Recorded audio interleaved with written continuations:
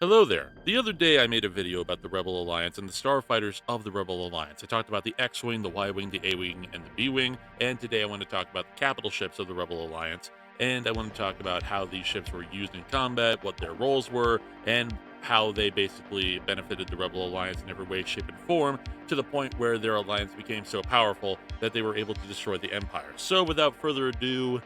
here we go.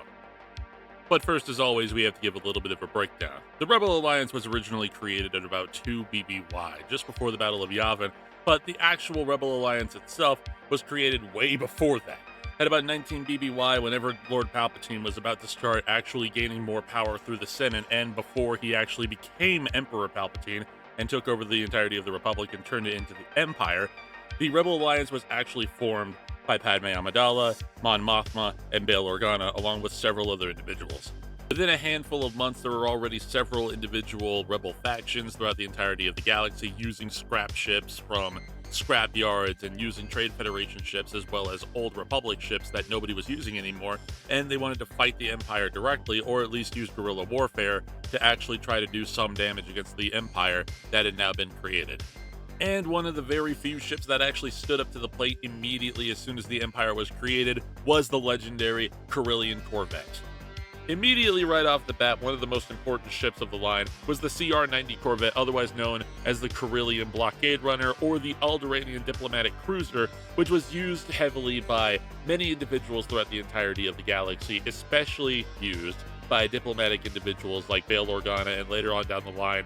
Princess Leia Organa, who used this ship to great effect whenever they were going on blockade runs, whenever they were helping out the Rebel Alliance, providing them with food, armor, weaponry, medical supplies, and also helping out refugees, as well as individuals who were in great dire need.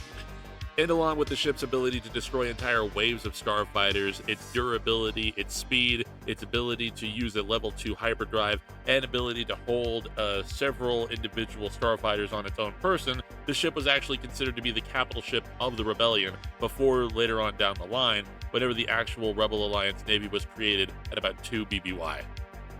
Next up on the list is the famous GR-70 medium transport used by the Rebel Alliance. Now, to be completely honest, this ship is not really known for its combat ability, but is actually one of the most important ships of the line, considering what it did throughout the entirety of the Rebel Alliance. It was a transport ship, communication ship, medical ship, fire ship, resupply ship, rescue, and fire support. The ship was so well known throughout the entirety of the Alliance that many people considered it to be one of the best support ships in the entirety of the line, but unfortunately it was set in the backdrop whenever it came to many of the other capital ships throughout the entirety of the Alliance, like the blockade runners, the medical frigates, and of course the Mon Calamari cruisers.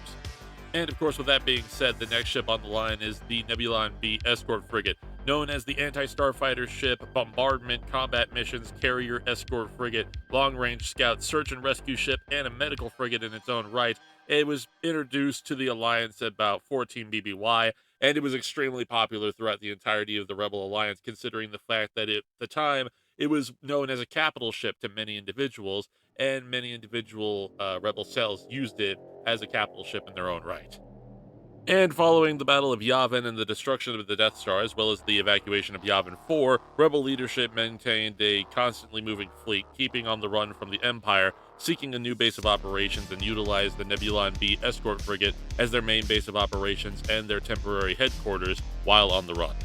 Which ultimately leads to probably the most powerful and the considered to be capital ship of the Rebel Alliance during the time of the Battle of Endor, being the Mon Calamari cruisers.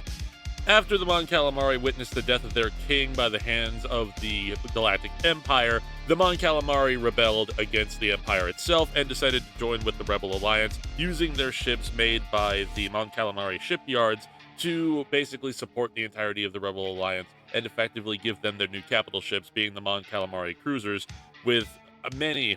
Mon Calamari ships being introduced, from frigates to heavy cruisers, light cruisers, and star cruisers, and a crap ton of models. And of course, the most popular and the most recognized Mon Calamari cruiser on the line being, of course, Home 1, which was the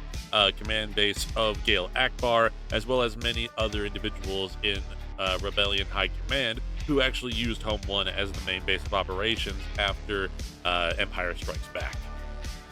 And with all that being said, those are the main 4 ships of the Rebel Alliance, that being the Corellian Corvette, the Transport, the Nebulon B Frigate, and of course the Mon Calamari Cruiser. I hope you guys enjoyed this episode, and I hope you guys enjoyed the Rebel series. I will probably get into the Empire series later on down the line, but until then, I'll see you guys later. May the Force be with you.